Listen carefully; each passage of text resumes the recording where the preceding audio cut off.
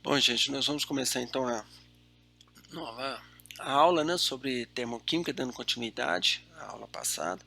E hoje nós vamos então falar de um conceito muito importante, que é o conceito de entalpia, né? Ela deriva a partir da questão da energia interna, mas a questão da entalpia está diretamente ligada com o fato de que a gente vai conseguir saber a quantidade de calor liberado, já levando-se em conta que em várias situações, quando você tem uma reação química, existe aquele trabalho que é realizado em função da expansão térmica, seja porque gerou gases e esses gases têm que se expandir com uma pressão oposta, isso gera um trabalho.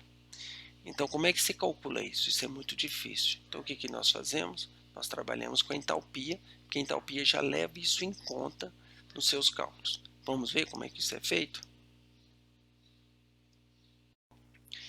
Pois bem, a entalpia, ela corresponde, né, ao calor liberado ou absorvido à pressão constante. De onde que vem essa ideia, né, de pressão constante? Tá? É isso que nós temos que entender.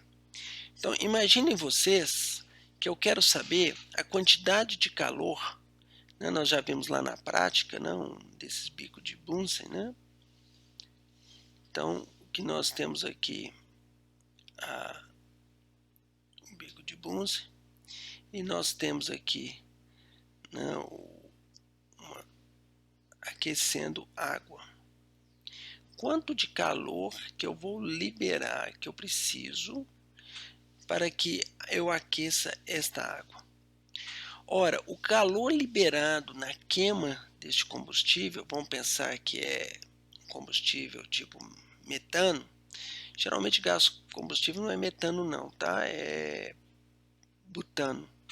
Mas só para facilitar a nossa vida aqui, vai dar CO2 mais água, né? Vamos balancear a reação.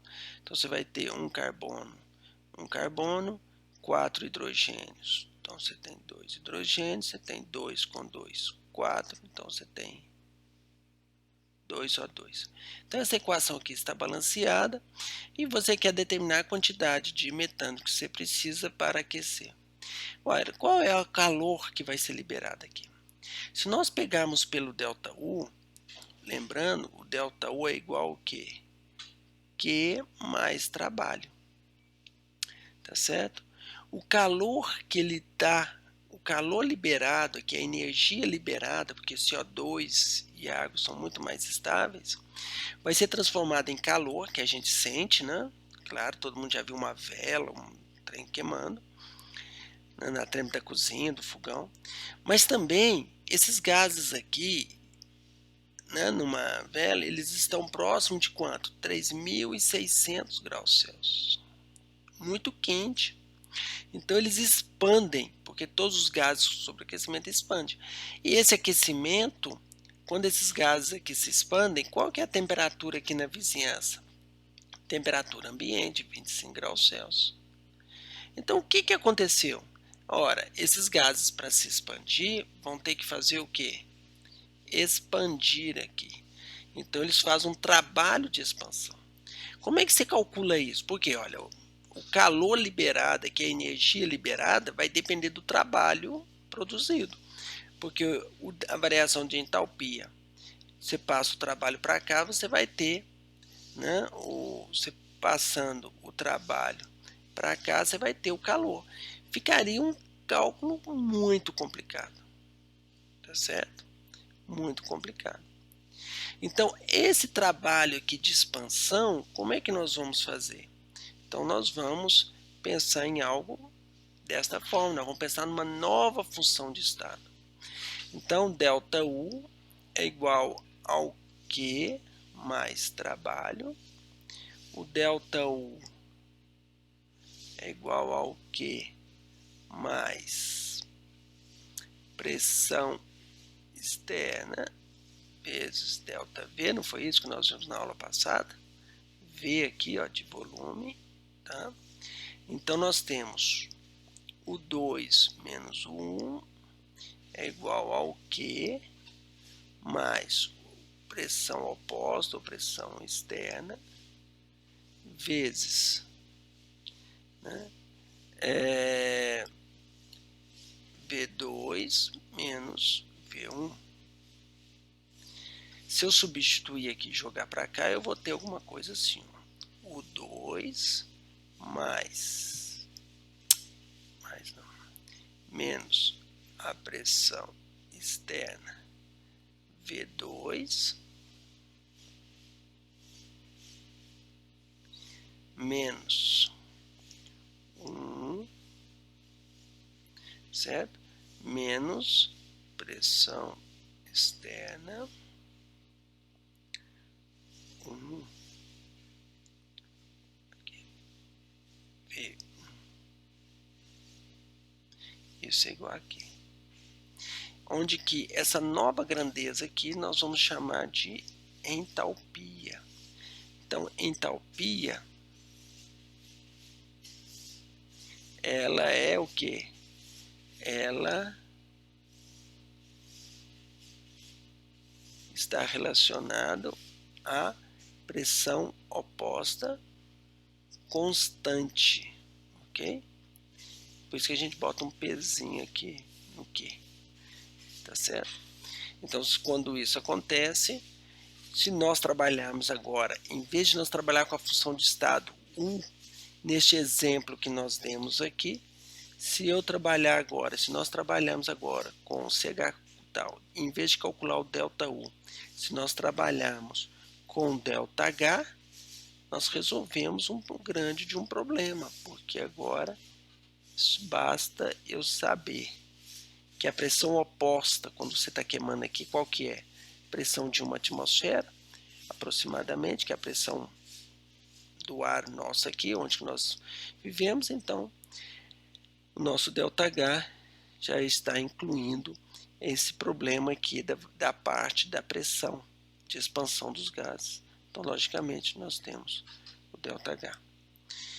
Então, só para a gente exemplificar, nós vamos então mostrar aqui, né, é uma função de estado, a unidade continua sendo joule, quilojoule por mol, o que for, e nós temos, né, então agora em vez de U nós temos entalpia, onde que a pressão oposta ela é sempre constante, né? Então você tem agora ΔH maior do que zero, né? Significa que você tem calor entrando, ΔH menor do que zero, o calor está perdendo, tá bom? Então, por que a definição de entalpia é importante, né? Então tá aí, né, um exemplo do que nós estamos fazendo, tá? Quando nessas condições, né, qualquer que não é capaz de fazer nenhum trabalho nas vizinhanças, então nós temos aí o próprio ΔU é igual ao calor. Mas quando ele está sob pressão constante, né, então nós vamos ter ΔH que depende da pressão oposta.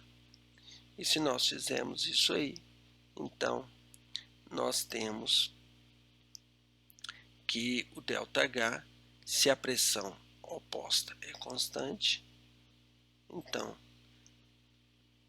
nós temos que ΔH é igual ao calor, a pressão constante. Observa que aqui nós ainda podemos ter mais os outros, né, outros trabalhos, tá? Aqueles outros lá, trabalho de som, geração de luz, né? Então, vários outros trabalhos aí que eles incluem, mas geralmente na química não vai gerar luz, não vai gerar calor, então isso é muito interessante lá para os físicos. Para nós é suficiente falar de ΔH igual a calor. Pois bem, com esses conceitos feitos, vamos à prática?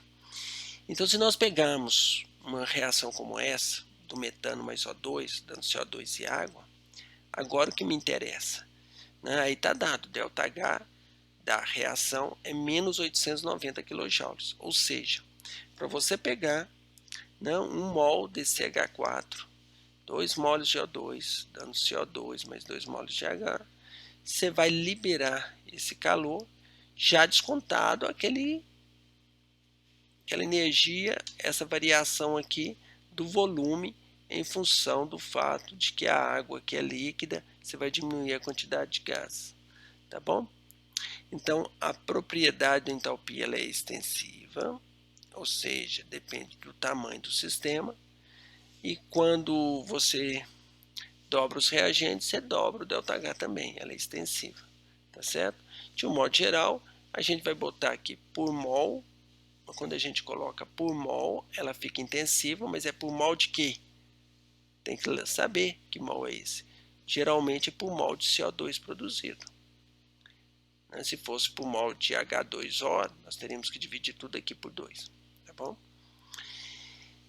Pois bem, então, o que ele quer mostrar é que se nós dobrarmos aqui 2, 4, 2 e 4, nós vamos dobrar também a quantidade de calor liberada. O ΔH de uma reação, então, é igual em magnitude, mas apresenta sinal oposto ao ΔHR da reação inversa. Isso é mais ou menos óbvio, né? Então, se você transforma CH4 mais O2 dando CO2 e água, você liberou menos 890. Mas e se eu quero pegar isso aqui e converter em CH4 e O2, como se faz, né? É tipo uma fotossíntese, uma reação reversa. Seria simplesmente a mesma energia, só que sinal oposto. Pois bem, então a variação da entalpia para uma reação depende do estado dos reagentes e dos produtos. Depende, né? Então é óbvio que quando você pega CH4 e O2 e forma CO2 e água, você está formando CO2 e água na fase gasosa. Não é isso? Lá na trempe, quando você está fazendo alguma coisa no fogão, você vê água sendo formada? Não, mas você está formando água. Então, se está formando água, a água fase gasosa. E na água na fase líquida? Ora, a água na fase líquida significa que ela está mais baixa em energia, não está? Porque para você evaporar, você gasta energia para evaporar a água. Então, para ela condensar, ela vai ter que liberar esse calor. Libera quanto aqui? Ó? Menos 88 kJ por mol. Menos 802 mais 88, né? 890. É isso que mostra aqui.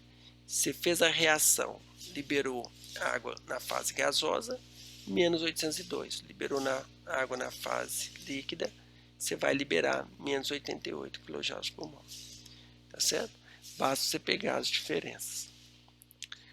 Então, nós temos aqui a água líquida indo para a água gasosa, é mais 44 kJ por mol, só que nesse caso aqui você precisou de formar 2 moléculas de água. Logo, você vai ter que multiplicar por 2, 88 kJ por mol. Pois bem, né? Então é importante, neste ponto, né, especificar bem os estados físicos dos reagentes e produtos, tá? Em todas as equações químicas, e terem elas balanceadas, antes de mais nada. Então, para comparar as entalpias, precisamos de definir um conjunto de condições de temperatura, né, pressão e estado físico, porque isso altera, né, o ΔH, tá certo? Pois bem, a variação de entalpia, então, é definida como a variação de entalpia de todos os reagentes e produtos que se encontram nos seus estados padrão. É simples assim, tá? Não tem... uma vez entendido isso, qualquer problema se torna realmente só aplicar esse conceito, tá? Bom, mas qual que é o ΔH absoluto? Isso não importa neste momento. O que importa é a variação da ΔH. Eu tenho lá alguma substância que é transformar em outra, então a variação de calor ali vai me dar, né? Eu quero saber a variação de calor que vai acontecer, então eu preciso saber a variação de ΔH. Então, para isso, o que eu preciso de fazer? Bom, eu preciso de definir um padrão. Então, o padrão que é colocado é o quê? É que todas as substâncias no seu estado mais estável, né? Então, a entalpia, né, do H2, por exemplo, no seu estado mais estável, que é na fase gasosa, é igual a quanto? Zero. para uma dada temperatura. Então observe que toda tabela, vocês vão encontrar aí no livro tabelas gigantes com vários ΔHs, e sempre vocês vão ver que eles vão estar lá definindo a temperatura, tá certo? E a pressão de um ATM. Então, a partir desse conceito aqui, eles definem o conceito de ΔH, né, de entalpia padrão de formação. Então, por exemplo, a amônia. Como é que você produz a amônia? A partir do nitrogênio no seu estado fundamental mais estável e do hidrogênio no seu estado fundamental mais estável, que é zero. Então, a variação de entalpia é a própria entalpia do NH3, do CO2, do CO e assim por diante. A partir daqui, você tem um controle de todos os processos reativos na área de química para você produzir. Então, por exemplo, num caso como esse aqui, nós temos qual que é o ΔH do H2? Zero. Do O2, zero, que a gente toma isso. E para formar o ΔH do líquido, está aqui, ó, a água líquida está aqui, menos 285. Acabou. Né? Então, nós podemos formar facilmente. Tá certo? Então, de um modo geral, por ser independe do caminho, quer dizer, como é que se deu essa reação do H2 com O2? Isso não importa, porque é aquela historinha da função de estado. A entalpia também é função de estado. Não importa como que o H2 encontrou com o O2 e reagiu. Pode ter sido por vários caminhos, pode ter sido numa esponja, num processo químico, num processo gasoso rápido, num processo em cima de uma superfície, não importa. O que importa é que o início partiu daqui e o final chegou aqui. E essa variação vai ser dada por este processo aqui, que dando menos 285,8 kJ por mol. Eu gosto, geralmente, né, e isso é a base da lei de Hess. Então, o que eu gosto disso, geralmente, é fazer isso por reações químicas. Tá? O que nós vamos começar a fazer aqui agora. Tá certo? Então, a lei de Hess é a base, né? Essa ideia do ΔH ser uma função de estado é a base da lei de Hess. Tá? Então, são conceitos, para quem gosta dos conceitos, eles estão dados aí. E então não importa, ou eu posso fazer esse caminho direto, como está aqui, ou eu posso fazer por partes. Eu venho até aqui, eu poderia voltar para um outro, depois voltar para um outro, não importa. A diferença desse para esse é sempre o mesmo, é o nosso ΔH. Tá? Vamos ver então um exemplo. Vamos supor que eu quero saber qual que é a variação de entalpia do carbono mais meio de O2, dando CO. Qual que é a dificuldade de fazer isso experimentalmente? Porque quando o carbono reage com O2, que nada mais é que aquele carvão em brasa, como é que separa a reação? Porque a reação total é o carbono, ou carvão, mais O2 dando CO2. Como é que separa a reação no meio? Como é que você vai falar com o oxigênio que você só quer que forma CO para você saber a energia liberada? Não tem jeito. Então, como é que você faz? Eu posso produzir CO, purificar o CO, depois fazer a reação do CO mais O2. Isso eu sei. E aí eu produzi isso de energia. E do carbono, do O2 virando CO2, isso também é fácil. Eu forço, isso aí é fácil fazer. Basta eu botar um excesso de oxigênio. E aí eu produzo também energia liberada. Agora, a partir desses dois, eu consigo chegar aqui? Sim. Então, a primeira coisa é inverter a primeira equação. Então, nós vamos inverter. E com isso, o sinalzinho lá, negativo, vira positivo. E agora, nós vamos repetir a primeira, substituir a segunda. E aí, então, o CO2 corta. E você tem a somatória. Essa é a melhor forma de fazer, tá, gente? Por quê? Porque aqui você vai ver se os números aqui estão batendo certinho para cortar, porque se aqui tiver 2, né? Se aqui tiver 2 e aqui tiver 1, você não pode cortar, você vai ter que multiplicar o de baixo primeiro por 2, aí você multiplica aqui também por 2 e assim por diante. Então, quando você corta aqui, você vai ficar carbono O2. Observa que aqui tem O2, aqui tem meio de O2, do outro lado da seta. Então, você só precisa de mais meio, né, já que produz O2. Então, você cortou aqui e cortou aqui. Tá? Então, vamos lá. Né? Nós vamos cortar aqui e vamos cortar aqui esse mais meio aqui, ó, né? Vem como menos, então você tem esse menos, esse meio aqui de O2. O CO está aqui, então não tem mais problema, e aí agora é só somar. Menos 393 mais 283 menos 110. Então você tem o resultado aí dessa produção. Observe que para produzir CO, libera menos energia do que do CO para CO2. Ok?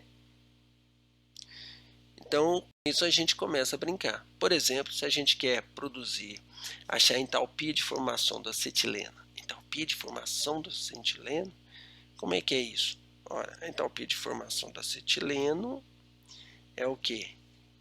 Tá dado aqui, ó. É o carbono no estado fundamental, o H2 no seu estado fundamental, dando C2H2. Então, sempre padrão de formação é sempre partindo dos seus elementos no estado alotrópico mais estável. O carbono é na forma de grafite, que é o mais estável. Vamos lá? Então, nós temos 2 carbonos no estado de grafite, mais O2 dando CO2. Tá. Ele quer que a gente ache esta equação aqui, né, a partir dessas aqui. Ah, mas não, o da acetileno, o que a gente tem do acetileno? Nós só temos a combustão dela, que o ΔH é esse. Então, como é que eu produzo agora esta reação? Bom, eu tenho que converter o CO2 em carbono mais O2. Tá certo? Então, eu vou ter que inverter a primeira, né, a segunda e a terceira. Observa que eu inverti a terceira, troquei o sinal. A primeira eu tive que multiplicar por 2, por quê? Porque observem que eu tenho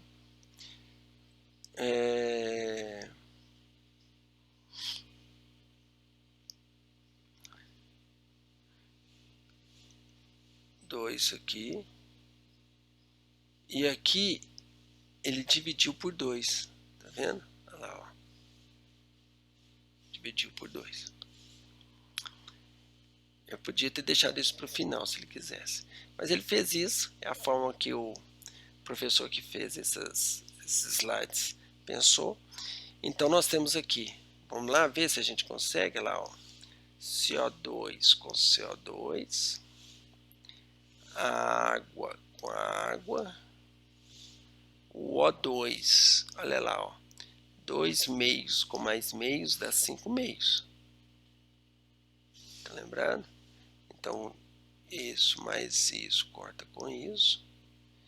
E ao final, nós temos sobrou 2 carbonos, mais H2, dando C2H2, e esta conta total, que no final vai dar 226. Observa que ele é positivo. Você gasta energia para produzir C2H2. Acetileno é um gás não usado nesses maçaricos, né? Então, onde que você faz aquela chama azul muito forte. Então, ele tem que estar numa energia muito alta, para quando ele reagir com O2, ele reagir rapidamente para liberar muita energia. Não é à toa que está aí, né? Um ΔH muito maior. Por fim, então, né, o que nós aprendemos aqui? Nós já temos condições agora de fazer muito daqueles exercícios que nós passamos. Daí, né, a entalpia é uma propriedade extensiva relacionada com o calor, da reação liberada. A variação de entalpia de uma reação pode ser positiva ou negativa. Né? Então, por que nós trabalhamos com entalpia e não com ΔU? Porque é muito mais fácil, porque você não tem que ficar pensando que existe aquela expansão dos gases. Tá certo? E aqui algumas referências. Muito obrigado para todos. Tchau.